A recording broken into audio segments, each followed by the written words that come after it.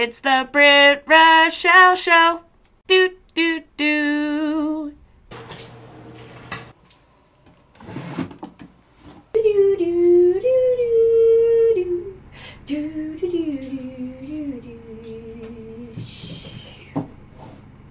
Hey! Harry Potter's been a part of my life for quite some time, but I never really got to play with the Legos. So I'm really actually super excited that I get to talk about Harry Potter Legos. See? Yeah, like the new thing that just came out, the video game, Harry Potter Legos. See? Legos. See, Legacy? No, you're wrong. You're saying it wrong. It's Legos. See? No, you're not listening to me. It's Legos. See? Harry Potter Legos. See? Hell, Legacy. No, you're saying it wrong. It's wrong. Ugh. We'll do it live. We'll do it live. Yeah. Actually, I need that, so.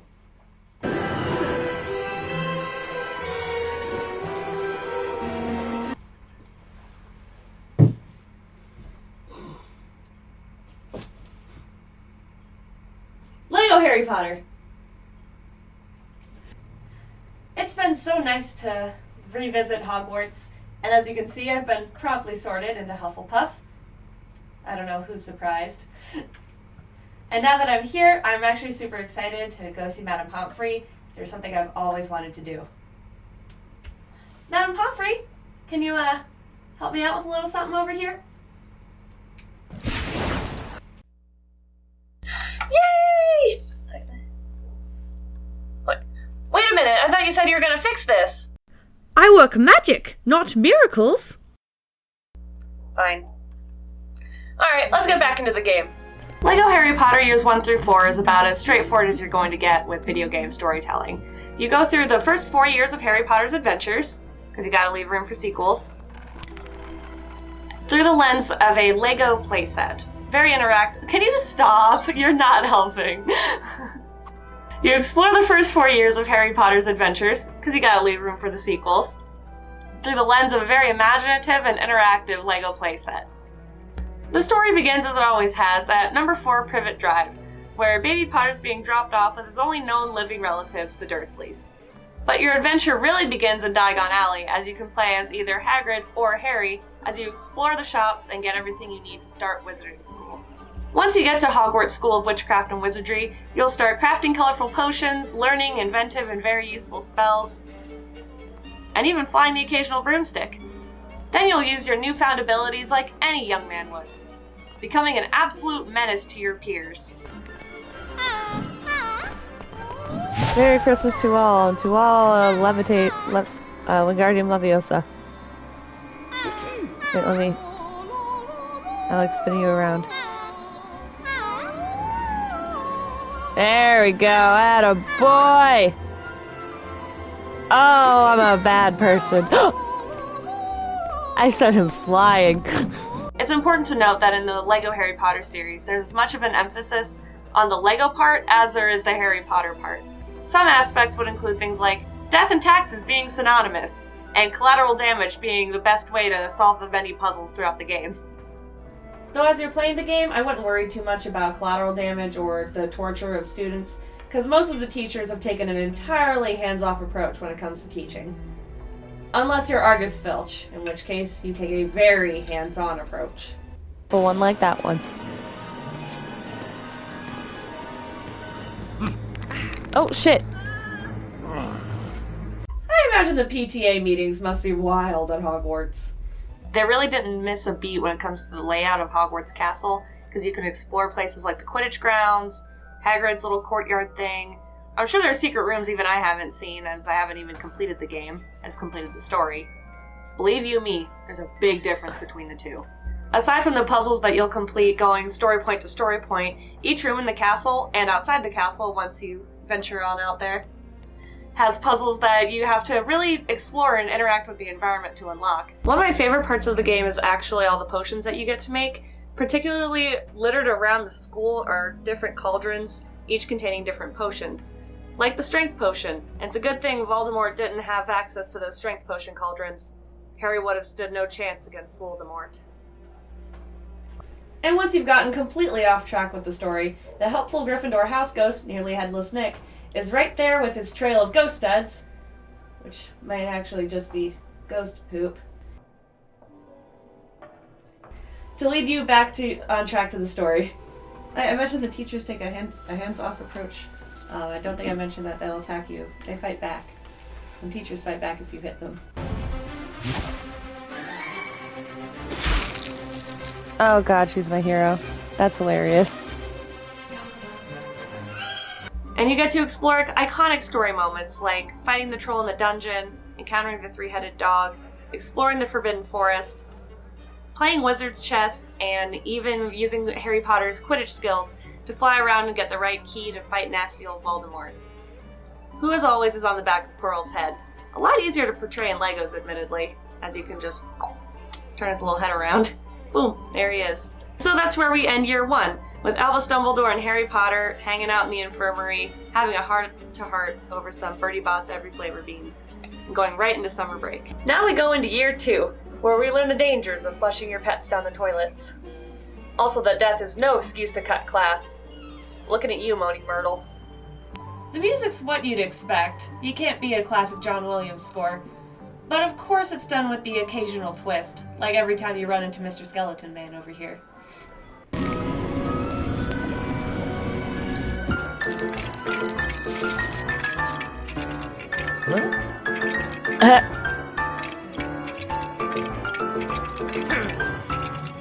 I don't know why he's dancing on this student's hospital bed, but he wasn't about it either, it seems.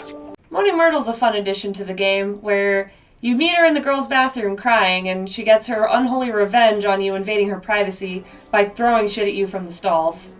An epic boss battle that is. This is where you also get to play as Madame Pomfrey, who's actually super overpowered compared to your other student counterparts, seeing as she already comes with all the spells that you'll learn in the coming games, which makes me really wish I could have played as her the old time. She's Madame freaking Pomfrey. Dobby the house elf is as entertaining to watch as ever, as he continually tries to save Harry from himself by constantly trying to kill him. We're gonna move on from that. And of course you get to learn awesome new spells and features, like the Immobilus spell that you can use to mess up the nasty little Cornish pixies in the hallways, and the Polyjuice potion, which you can use hair as a hat, as a disguise, and the perfect costume for any occasion. Dirty Snape. Oh, uh-oh.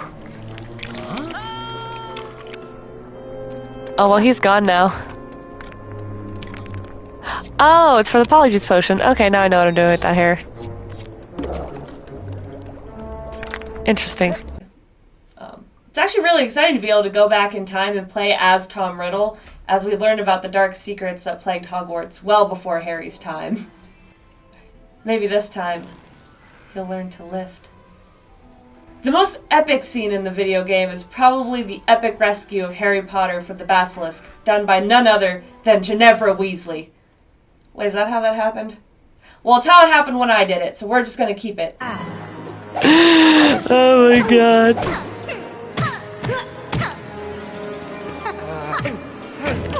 Ginny's having too much fun with that.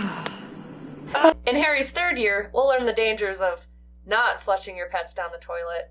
Yeah, pet me, baby. If you thought Pomfrey was overpowered, Hermione becomes nearly omnipotent with the use of not only the Time Turner, but with the acquisition of her pet Crookshanks.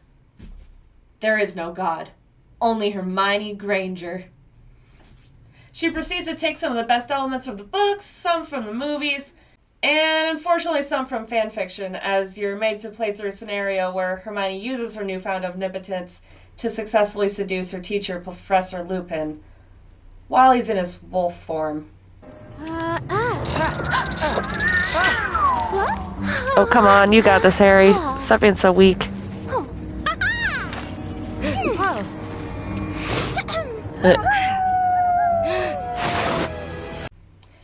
Thankfully, Lupin's unaware of his paramour, but Hermione is staunchly Team Jacob. Year 4 gets a little darker now, what with the Triwizard Tournament and the return of the Dark Lord. If you thought the Triwizard Tournament was hard in the books, they've got nothing on this video game. Not only were the students duped about their ultimate opponents being dragons, but the dragons are provided with training equipment so that they're at the top of their game when going against their adolescent target dummies. And they said schools are too soft these days. Now, Harry's 3 for 3 in terms of beating Voldemort, a cycle that notably began when Harry was just a wee baby. But now the tables have turned, and if there's one lesson Harry Potter didn't skip, it's vengeance. Turns out beating the Dark Lord's gonna be as easy as taking candy from a baby. Babality. And then promptly throwing that baby into a boiling cauldron. Finish him. Just throw baby Voldemort in there! Round 2. Fight! Oh no. And now, my final thoughts. I thoroughly loved playing Lego Harry Potter. I will say I think I did give myself a little bit too much of a hard time by not adding a player 2. And yeah, Moaning Myrtle probably gave me a little bit of a harder time than I let on. It took me too long to figure out that locking function. And also, I completed the story at only 33%.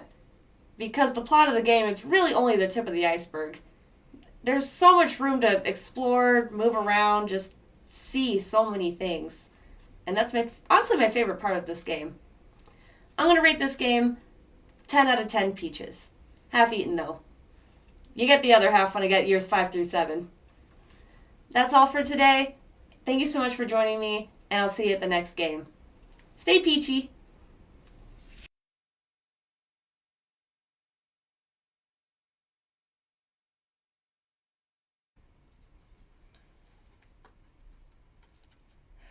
How bold of you to publish. I don't think I'd survive if my fanfiction got out. I wish I could be a Lego girl. Wingardium Bimbiosa! Oh, Swoldemort, is your love for me as great as your hatred for Harry Potter? Why, yes, dear Britt, but I cannot love you wholly until the boy is dead. No, Swoldemort, come back! All right, boys, plan B. So, I hear you lot can suck the soul out of a bleached ass. No, come on! What are you? Get out of my fanfiction! I mean, my pensieve! Just get out! Shoo!